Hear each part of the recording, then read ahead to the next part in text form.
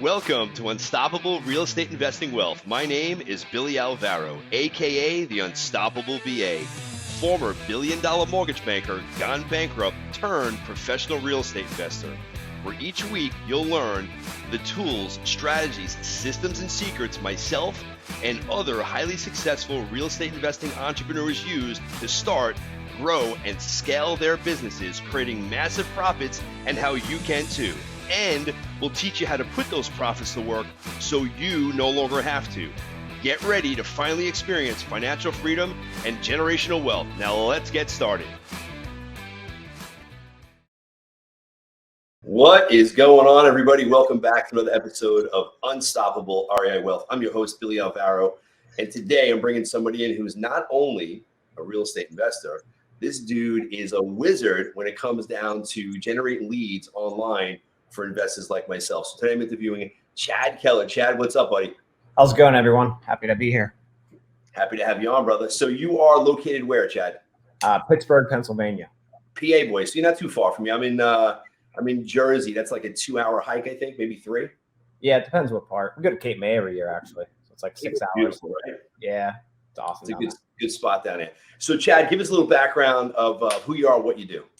Yeah, I've been buying ads on Facebook, Google, Instagram, all of that, probably about a decade now. I've actually built and sold companies on the back of Facebook and Instagram, just running ads and acquiring customers that way. Got into real estate investing about 6 years ago, using those platforms to generate off-market properties for ourselves, and then turn that into an agency. And now we work with about 150, 170 investors nationwide, running Facebook ads, Google ads, doing JV deals all across the nation.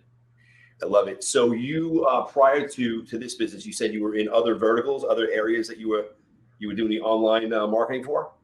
Yeah, I was an affiliate marketer for some big Fortune 500 companies doing lead gen, where basically what they do is you gamble your own money and they pay you per lead. Well, they'll buy X amount of leads off you at X price, and you just deliver that lead to them at X quality.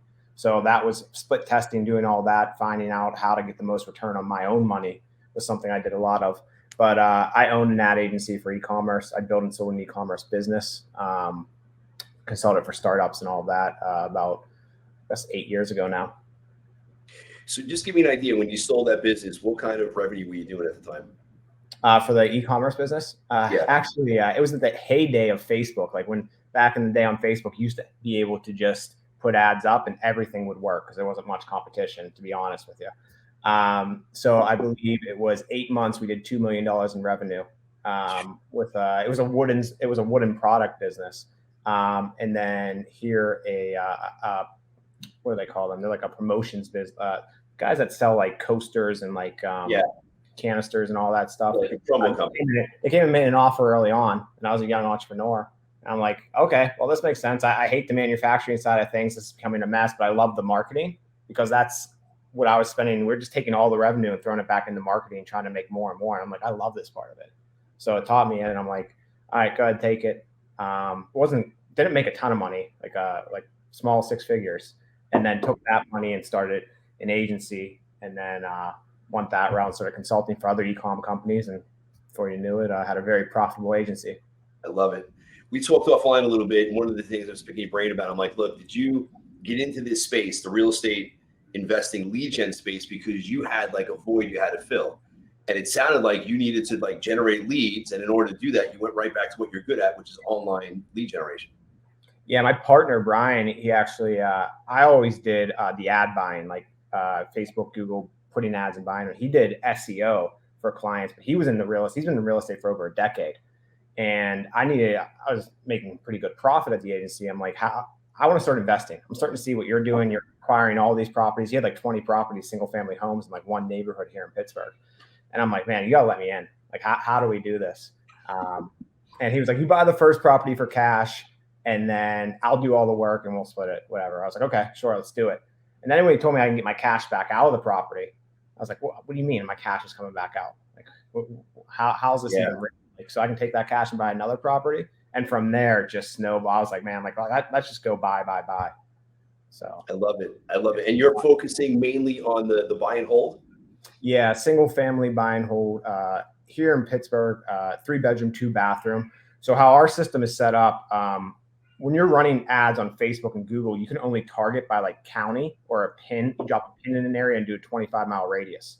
Yep. Now, we're very big on saving time. Like I still do affiliate stuff. We have our business and everything. So we only buy and hold in 2 zip codes, which means when leads come outside of those zip codes, we have a system set up on our end that we shoot leads to other wholesalers in the area because we don't even want to deal with that property.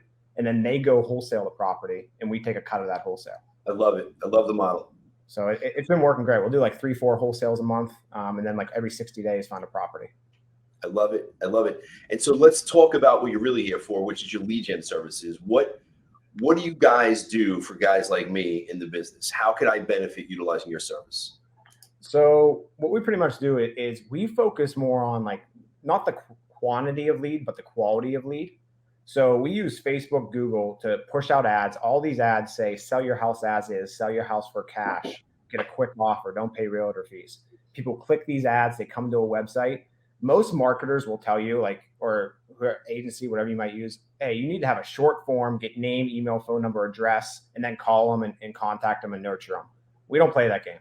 We'd rather pay 4 or 5 times the lead costs and have them fill out a 12-step form. We want them answering why are they looking to sell their house, how quick are they looking to sell, how much do they owe, is it occupied, is it listed? We want all this information up front because that saves us a lot of time. We don't want to be chasing, you might as well just cold call at that point if you're just trying to get data points on it. So we fully manage that for our clients. We set up the system, the CRM on the back end to do the text messages and the emails to the leads as well. It's completely done for you. And yeah, we manage it from a month-to-month basis. So that's interesting. It is completely opposite from how a lot of these guys operate. They're going in, they're pushing it to a website with maybe 3 or 4 questions. That's it. And then that lead gets pushed over to guys like me. So what is your overall, I guess, your conversion rate on the website, your average conversion rate with all the 125 people that you're doing this for? Yeah, you typically see a 12 to 15% conversion rate on the leads. So 1 out of 8 leads. I always say to people, you're going to get 8 leads through. And that might mean that you get 24 leads through and leads 17, 19, and 21 are your deals. So It's not just out of the first 8 leads, but typically what you see is that 2 or 3 leads just don't answer. It's just nature product of the game. Yeah. 2 or 3 leads in the market nowadays, they just want full market price. They know what Zillow, their estimate is. That's what they want. We have guys that can list that or refer that out. And then there's 2 properties that you typically go take a look at. One of them makes sense for you, make a deal on it, you close it.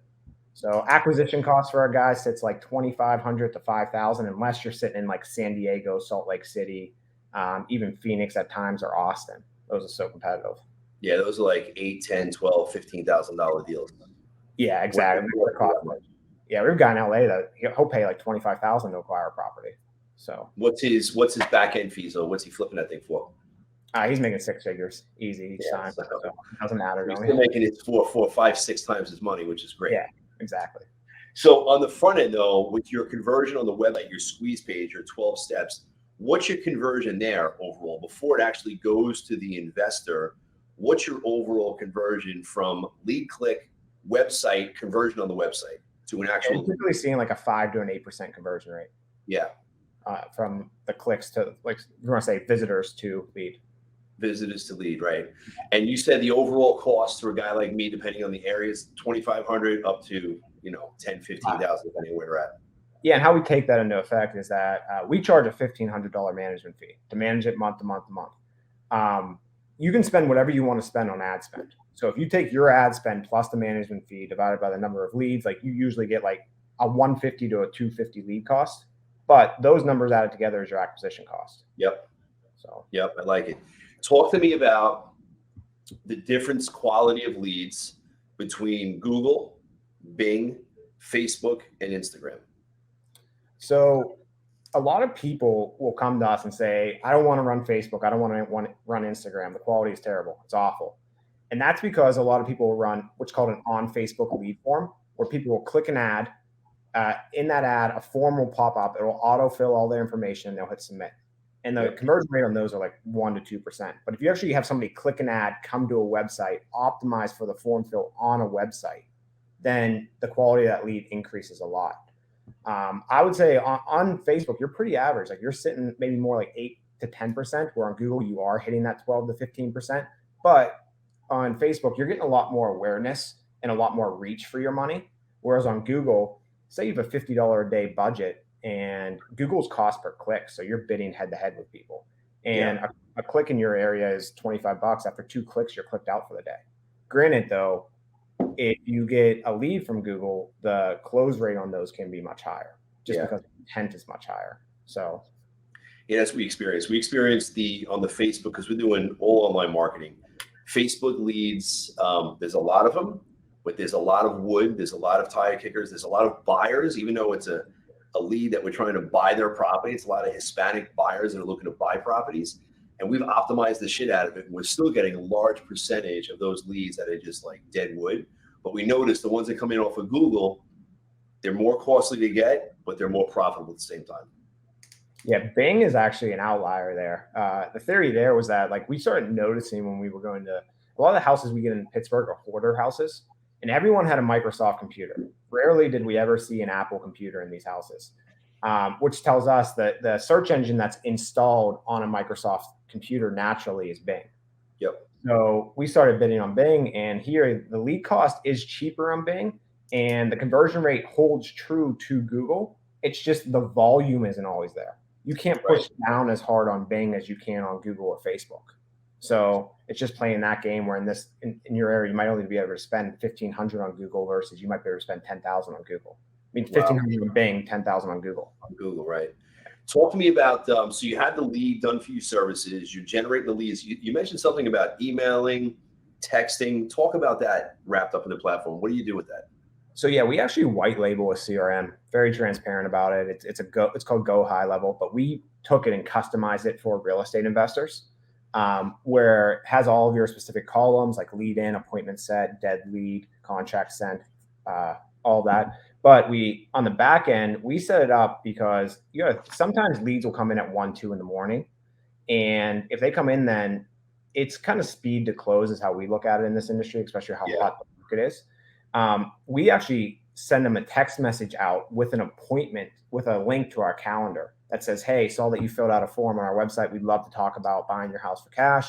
Please book a call here. So we're trying to get them to book that call in order to like set in stone in their mind, hey, I don't need to contact anybody else. I got this call booked with them. Let me talk with them first. And then we actually have a cycle for the people that we don't contact, that we can't get a hold of. They'll go into like a 90-day drip sequence where every 2 days they'll get hit with a text, every 3 days email, all of that. And we've had leads come back from there just out of nowhere. Sometimes people just aren't ready to buy when you're talking to them. Yeah, it depends on where they're at in the seller pain continuum. Talk to me about that text to appointment. Do you have any stats to show what your conversion is from the text going out to them actually booking appointments? Is it a 5% that book, 10%? What does that look like? So the text if they fill out a long form, if they fill out a long form, about 30% of people that fill out a long form will actually book an appointment. Of the people that book an appointment, you have about a 40% close rate on those deals. So I just want to clarify, are they booking appointments from the text that's going out, the automatic text? Well, how we set up sites too, clear on this, is that after they fill out the step 2 form, we then take them to a thank you page that has the option to book an appointment as well with us. And we don't optimize for that booked appointment because it's too costly to usually, but we give them the option. And then when they go to Calendly, we actually reiterate some questions in there, like just to confirm this house is not listed with a realtor. Just confirm, what is the time frame you were trying to sell this house in? You are really taking them through a huge funnel, like a lot of layers, man. Yeah, that way we just know, like, hey, because especially the time on our calendar, like we look at like what we can make per hour doing what we do, like take that into account. Like the time on our calendar is so valuable. So if they're going to book on our calendar, they need to be vetted. So that's how we look at it. So the follow-up question to this is, what's the fallout ratio with people that book your calendar and actually don't show up? So so it depends how you position that calendar. So we position it in a way that book an appointment for us to come view your property. So you're booking an appointment. Not over the phone, it's at the house. Yes, it's at the house for us to be there in person. Now we have guys that can't be there in person and they'll book for the call and all of that, or they want to talk to somebody before they go there. But we know that like, hey, if this comes in our zip code, because we're very specific, like I said, on those 2 zip codes, we want to be in front of that person. We know most likely we can sell them if we're in front of that person. So if they book that appointment and we go there, it's usually, and it makes sense for us, it's usually a done deal. You're closing. Yeah, because we also offer like when we go make our offers, we're usually doing 3 offers up front versus like a traditional like, hey, we're just going to buy it for cash. We're doing something like you hold the note and we'll give you full asking price, or you hold the note for 5 years with a balloon payment at the end, and we'll give you 10,000 off your asking, or a straight cash offer at X. What we've realized is that they're just so stressed usually in these situations that they feel like the ball's back in their court. We don't care what option you take. We know that they're most likely going to take the cash option, and that's the route we go. But it's helped our close rate a lot. Have you? So that's interesting, because we've in our past we have done the 3-step option, and we found that in the Northeast area, people just get too confused. Like, I call for a cash offer, I want the cash offer. So what we did is we changed it around. We'll come in with a cash offer. We can't meet on those terms. We don't even bring up the other 2 items yet. Then we start doing a drop down, and we'll go down the waterfall, if you will, of the other offers that we have, because we found that if we present all up front, a confused mind says no, and they're like, what is seller financing? I don't get this. Like, I don't know. Did you experience that at all? Or just in Pittsburgh, they're actually. I agree with that, and even from a marketing standpoint, I'm always like, oh, you can't give them too many options and things like that. Usually, it comes back as like, hey, I don't even understand this, and I don't want to understand it. I just want this cash, or they'll counter with a cash offer, or okay, I'll take that cash offer. Got it. Then that makes sense for us. So yeah, there is that point of confusion, but typically what we see is like they don't even care about like going into finding out like the detail of this or that. They just want to get out of the property. Now in Pittsburgh, you guys are a non-attorney state, right? Yeah. It makes it a lot easier. Yeah. It makes it a lot. Us guys up here in the Northeast, bro, in New York, New Jersey, with the attorneys, it adds a whole nother layer of complex and red tape for sure. Yeah, we don't have to deal with any of that. So it's nice. We hear about it from our clients all the time. We never had to deal with this. So like, I've never even like looked into it, and I don't plan on buying anywhere else. So yeah, I just bought my first property in Pennsylvania, and I'm so used to using attorneys. I got the guy over the phone, and I got to tell you, it seems like the states with this non-attorney states, it's easier to connect with people and to close people. At least my view. I've done a few of them, and North Carolina, South Carolina, Pennsylvania, few in Pennsylvania that we've wholesaled. Upstate New York, they're easier to deal with, and they don't have these high expectations. And like when I got this one done in Pennsylvania, I'm like, all right, so what's your attorney information? He's like, nah, I'm not using an attorney. You have to use an attorney. He's like, no, I don't think so. So I called the title company. She's like, no, sir, we don't use attorneys here. Oh, I think I locked up. There it is. We don't use attorneys here. So it's just, for me, it seems like what you're doing in your area, you must be doing really well, because the non-attorney states, man, everybody that's in my masterminds, they're just knocking out of the ballpark in those areas. But do you guys have any iBuyers or anything like that that's buying in your area? I mean, I just feel like we don't see them as much because we're so specific with what we buy. Right. Like the biggest buyers in our area is like there's like a wholesaler that's literally doing like 100 deals like throughout like 2 counties here in Pittsburgh that just crushes everyone. He kills it. Matt Simmons. And then I have a buddy that does buy and holds too. He's at like 500 properties now. So it's usually like you're running into like the same people because it's not a huge city. And like everyone knows that like, hey, these are the zip codes that we want people in, that we want to buy in just because their families are going to rent the houses and everything.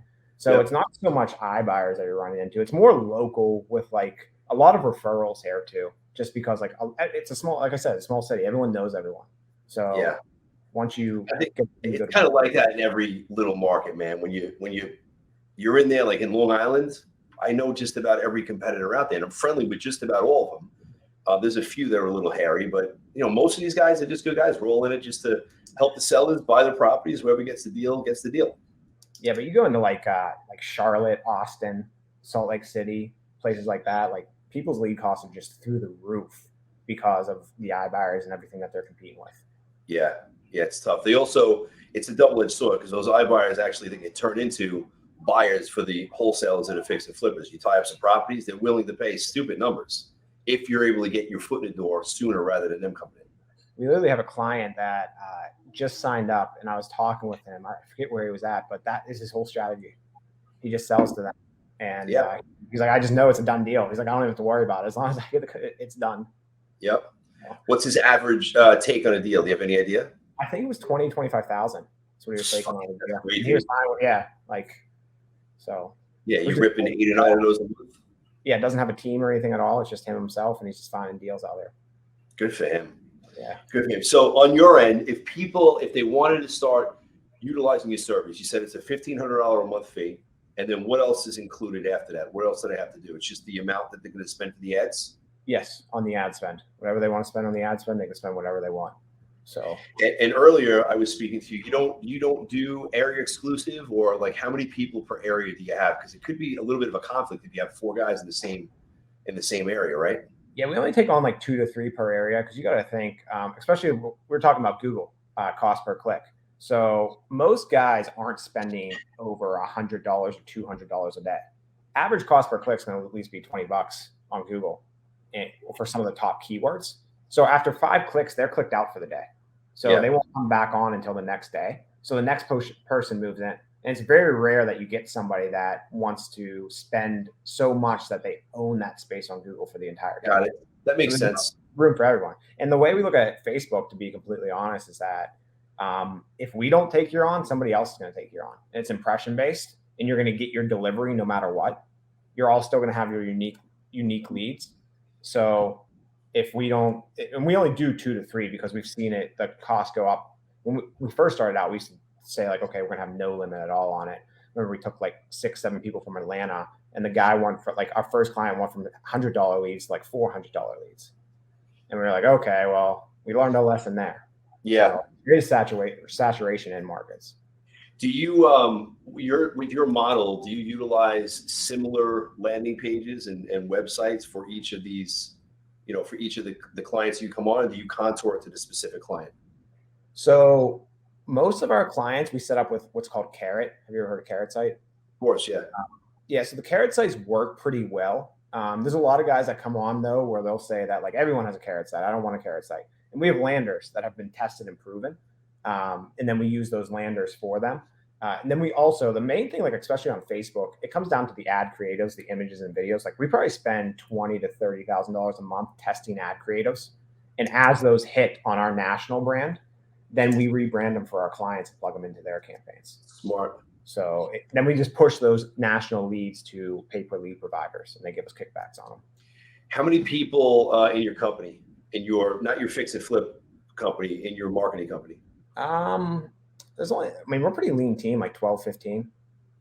State-wise, or are they out of the country as well? No, they're all in the U.S.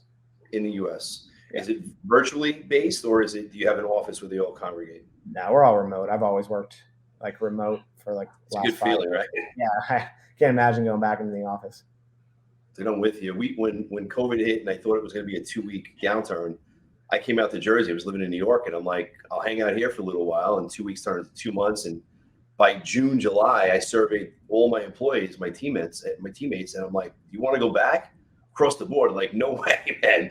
Like, this is good. And so for the last 2 years, I've been virtual, and it's been a blessing. I love working from home. I love the home office environment. Sometimes I get a little batty. I got to like get the hell out of here because it's work and home and play and everything. But you save so much time. I'm more productive. I don't have those. You got a minute. Like, I'm productive. I'm here. I'm working. I'm making shit happen. Yeah, I'm huge on the time saving. That's what, like, even the city that's 8 miles away, it's an hour a day when you go back and forth. Yeah, it's crazy. So I think so. If people want to sign up with you, there's a link on our website. It's billysecrets.com. They want to sign up. Is there any intro fees, or is it just a flat $1,500 a month? For you guys, we usually do $1,000 setup fee, but we would waive that here if they heard us from the podcast. So it's perfect. Waived. We set up everything for you, no cost. Appreciate that. But yeah, it's $1,500 per month. So $15 a month. They sign up, and then what's the overall the time frame once they sign and when they get started? How long does that take? Takes you 7 to 10 days to get you live. And we can we take on people that don't have online brands or online presence. We literally will make the logo, the website, the ad accounts, the pages, everything for you from scratch. We know if you allow us to set you up the way we're set up, it's going to set you up the best way for success. If you have that already, we can use what you already have as well. Now, there's always that time frame when you first get set up with a new client, I'm sure, where it's going to take time to really tweak it and optimize it. Talk about that, because I don't want guys to come in and say, Jesus, I work with this guy and it's not working. Like, it takes time to optimize. So our sales process has changed so much because of that, of this issue here. The first month is your worst month, no matter what. When you start, it's so sporadic, we have no control over it. We've literally started out clients that get 15 leads in the first month, and clients that get 3 leads in the first month. And that's just because we're starting you with 6 different ad creatives, 6 different ad text headlines, and we're trying to figure out what ones work. But we don't know what ones work in your area until there's money spent behind them. Yeah, these have been tested nationally in other markets, but there's always ads that resonate certain ways with your market. So as that data is coming back, as money's being spent, we're making changes off of that. And then we're building out what we call hero campaigns. We see that these two ads did better than these 4. Let's kill the budget behind these 4, put it all behind these 2, maybe inject a new one and test it against those 2 and keep running. So it is a game. And this isn't something where you sign up and you hit a button and leads come in, and leads are expensive. I mean, think about it. You're going to buy a property that you're either going to flip, wholesale, or have equity in. Like, you can't expect to get hundreds of leads for $1,500. Average lead across the nation is $175 to $200 a lead. So $1,500, you're only getting, I mean, you might get 6 to 15 leads. There are some pockets where guys get 20, 25 leads, where they're just in areas that aren't super competitive. They're lucky, but you got to have the right expectation coming into it. Yeah, that's why I brought it up, because, you know, as a young investor myself years back, I'm not young now, but I had these expectations that, you know, I'm going to invest, I'm going to get a return. And there's always that time frame, 1 month, 2 months, 3 months, where you really even with direct mail, with anything, where you really have to test what you're putting out there. Look at the response rates. Don't just look at the response rates. Look at the quality of the leads, the appointments that you're going on to, and really sit back and analyze. And once you have it dialed in, then you can rip up the budget. You can put more money to ad spend, whether it's online or offline. But you got to go through that 1 to 3 months of just testing and optimizing to figure out how it's going to work and where you're going to put your money. Because look, sometimes there's areas that it just may not work in, right? I'm sure you have certain clients where you couldn't get the, maybe you haven't, but I've been with clients where, like for me, TV, I have a guy, he's a great TV marketer. It works across the nation in so many different markets in the Northeast, New York, New Jersey markets, not just with me. He had other people test it. He can't get that type of campaign that's proven to work. Have you encountered that with the pay-per-click or the Facebook? It will always work in a market. It's just, do you want to pay the lead cost, where it literally might be $800, $1,000 a lead. So like you'll always get like a lead or 2, but it's like, do you want to pay that? And most people are no way, unless we work with a hedge fund or something like that. Right. I love it. Good. Listen, brother, this has been good. You have anything else you want to add at the end of this? No, I think we covered it all, man. I appreciate you having me on today. Yeah, dude, you did good. You're a hustler. You're doing the real estate investing. You're out there cranking out leads. If you guys want to get into online, Facebook, Google, Bing marketing, check him out. Chad Keller. What's the name of your company, Chad? It's Motivated Leads. So it's motivated-leads.com. How fucking great is that? Motivatedleads.com. Motivated-leads.com. I love it. Check him out. He's on BillySecrets.com. He's also on BillyAlvaro.com. He's giving you guys a $1,000 discount for signing up. You're going to waive the sign-up fee, and then it's a $1,500 a month. And then whatever you guys want to, put out there as far as your amount that you want to spend for the ads, Chad's got to take care of you. Chad, appreciate you coming on, brother. Stay in touch, and I might be calling you in a couple months. Who knows? I appreciate you, man. Thanks, everyone. Thanks, bro.